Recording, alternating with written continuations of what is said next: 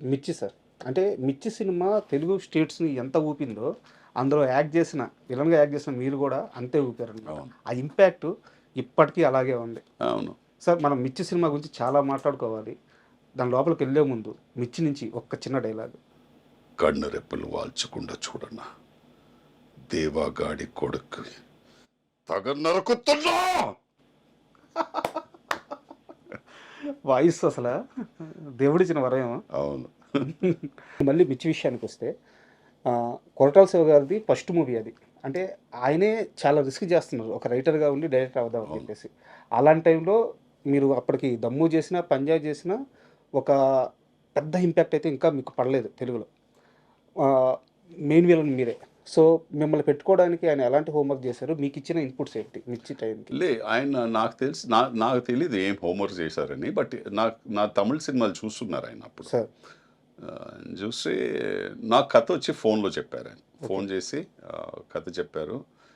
కథ చెప్పిన తర్వాత క్లైమాక్స్ చెప్పారు. క్లైమాక్స్ ఇన్‌ఫాక్ట్ డైలాగ్స్ చెప్పారు క్లైమాక్స్‌లో. సార్. ఆ ఊళ్ళో ఒక మగాడు ఉంటే ఈ ఊళ్ళోనే ఒక మగాడు ఉన్నాడురా అని చెప్పి తర్వాత కత్తి కిందేస్తాడు. వచ్చి హగ్ చేసుకుంటాడు. హ్మ్. అండ్ అలా సినిమా ఫినిష్ అవుద్ది అని చెప్పి. నేను అడిగిన ఒకే క్వెషన్ ఆయనతో, "ఈ లాస్ట్ క్లైమాక్స్ డైలాగ్ చెప్పారుగా మీరు. ఈ డైలాగ్ కన్ఫర్మ్డ్‌గా ఉంటుందా సినిమాలో" అన్నా. హ్మ్. ఆయన చెప్పారు, "సంపత్ ఈ డైలాగ్ ఎందుకుంటుందంటే, లేదంటే ఆ క్యారెక్టర్ పడిపోద్ది. కదా! ఎందుకంటే ఆ క్యారెక్టర్‌ని నేను అలా రైట్ చేశాను. అలా డిజైన్ చేసుకున్నాను ఆ క్యారెక్టర్ నేను." హ్మ్. నేను చెప్పాను, "ఈ డైలాగ్ మీరు పెడుతున్నారంటే నేను కన్ఫర్మ్డ్‌గా ఈ సినిమా చేస్తానన్నా." నాకు తెలుసు అది. యాజ్ ఎన్ క్రియేటివ్ పర్సన్ మీకు తెలుస్తుందిగా ఎక్కడ అవును. ఇంపాక్ట్ ఉంటుందని. అండ్ ఆయన వచ్చి 100% ఆ డైలాగ్‌ని పెట్టారు. హ్మ్. నేను నేను ఎలా ఊహించుకున్నానో అది ఆ సీన్‌ను స్క్రీన్ మీద జనాలు దాన్ని ఎలా రియాక్ట్ అవుతారని చూసానో ఎగ్జాక్ట్‌లీ అదే రియాక్ట్ చేశారు. మీన్స్ ఆ డైలాగ్ ఆ క్యారెక్టర్ చెప్పిన తర్వాత కత్తి కింద వేసిన తర్వాత థియేటర్‌లో ఒకే క్లాప్స్. హ్మ్. సో, ఆ ఇంపాక్ట్ నేను కొరటాల శివకి షూట్ చేసే ముందే చెప్పాను. ఈ సీక్వెన్స్ మీరు చూడండి ఈ విలన్‌కి క్లాప్ వచ్చే వస్తుంది 100% అని. సార్. అండ్ అలాగే అయిందది. అండ్ ఆ మూవీ షూటింగ్ ఆ జర్నీ మొత్తంలో 'ప్రభాస్' గారితో మీ రిలేషన్ ఎలా ఉండేది? Very good. ఆయనొచ్చి ఆహ్, ఇంటి నుంచి అన్నీ వంట చేసుకొని అన్నీ తెప్పేస్తారాయన. హ్మ్. ఫిష్ నుంచి ఇది, అది మటను, చికెన్ అదన్నీ తెప్పేస్తారు. హ్మ్. సో, ఎలా అంటే నేను యాజ్ ఇట్ ఈజ్ అప్పుడు చాలా హెఫ్టీగా ఉండేవాడిని. నేను 98 కేజీస్ ఉన్నాను నేను. అప్పుడే సార్. వర్కౌట్ చేసి. హ్మ్. నేను ప్రభాస్ చెప్పేది. ప్రభాస్ నేను ఇంత తింటే ఇంకా వెయిట్ వేసేసుకుంటాను. నాతో ప్లీజ్ ఇవ్వకండి అని చెప్తే, లేదులే సంపత్ మనం డెఫినిట్‌గా తినాలి. డెఫినిట్‌గా తినాలని.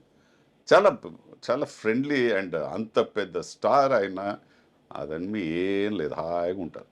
అండ్ సింపుల్‌గా ఉంటారు. డబ్బింగ్ విషయంలో గూడా మీకు ఏదో సంపత్ నీకు కావాల్సినంత ఫ్రీడమ్ తీసుకో, ఖచ్చితంగా నువ్వే డబ్బింగ్ చెప్పని ఆయన అదన్నీ అన్నీ అందరూ కానీ ఇన్‌ఫాక్ట్ ఫస్ట్ డే ఇట్‌సెల్ఫ్ అని చెప్పి మీరే చేయాలి ఇది.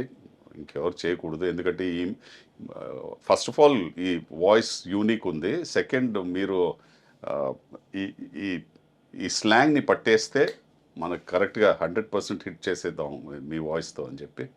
నేను ఆఫ్‌కోర్స్ నాకు తెలిసి నేను 3 రోజులు తీసుకున్నాను డబ్బింగ్‌కి దాన్ని ఆ సినిమా. ఓకే. అవును. ఎందుకంటే కొత్తగొచ్చాను.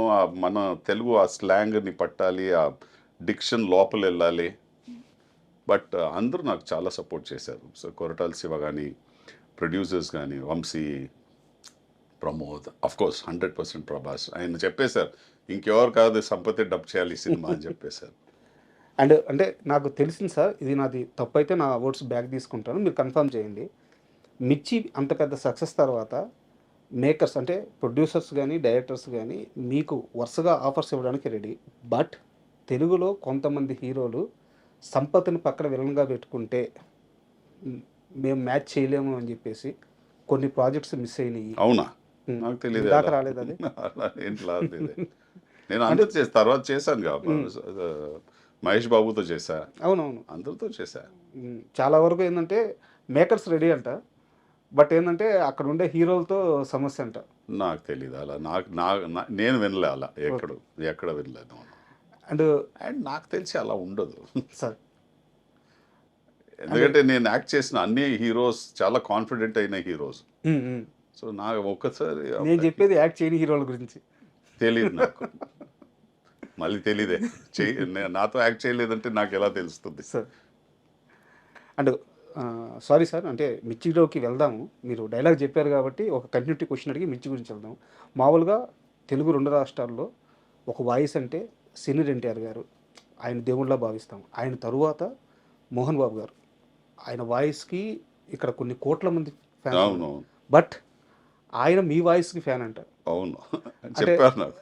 అంటే ఏ సందర్భంలో అలా చెప్పారు? ఏం జరిగింది కాస్త వివరంగా చెప్తారు? నేను విష్ణుతో ఒక సినిమా షూటింగ్లో ఉండేటప్పుడు వాళ్ళ ఇంటి దగ్గరే షూట్ చేశాను. సార్ సో విష్ణు చెప్పారు, నాన్నగారు మిమ్మల్ని కలవాడు అని చెప్తున్నారు, ప్యాకప్ అయిన తర్వాత ఇంటికి వస్తారు. వాళ్ళ గేట్ బయటే షూట్ చేస్తున్నాం. సార్ సో వెళ్తే ఆయన కూర్చున్నారు అక్కడ. అండ్ చాలా చాలా అంత సింపుల్గా మాట్లాడారు నాతో యాక్చువల్లీ. వచ్చి కూర్చో సంపత్, నాకు చాలా నచ్చుతుంది, నేను నీ గురించి చదివాను, నీ గురించి విన్నాను,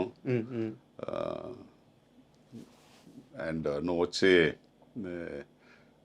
మీన్స్ ఏది ఉంటే అది స్ట్రైట్ మాట్లాడేస్తావంట, ఇదన్నీ నా క్యారెక్టర్ అలాంటిదే, నేను అలాగే అవన్నీ చెప్పారు. తర్వాత ఆయనతో వచ్చి కలిసి నేను డిన్నర్ చేశాను ఆ రోజు. చాలా 3-4 అవర్స్ ఆయనతో ఉండి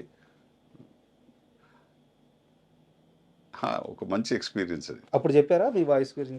వాయిస్ గురించి చెప్పారు, చాలా బాగుంది వాయిస్. ఇన్ఫాక్ట్ నేను మిర్చి వచ్చి చూసేటప్పుడు ఫస్ట్ అడిగాను, నేను ఎవర్రా ఇతను, డబ్బింగ్ చేశారా, ఎవరైనా కొత్త డబ్బింగ్ ఆర్టిస్ట్ వచ్చాడా, ఎవరు ఇదని అడిగా.